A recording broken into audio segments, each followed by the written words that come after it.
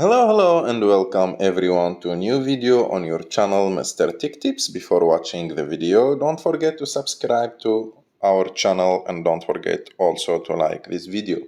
In today's video, I will show you how to change your phone number on WhatsApp and also to keep your chats and contacts. To do this, you just need to go to your WhatsApp, open WhatsApp, and after that go and click on the three dots on the top right of the screen, and after that click on settings.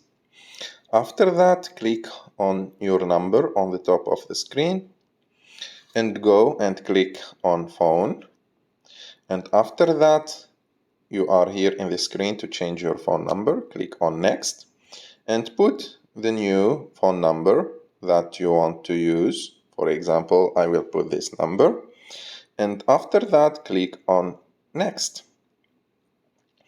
After that you have to activate the option to share your new number with your contacts or not, and after that you have just to click on done to change your phone number.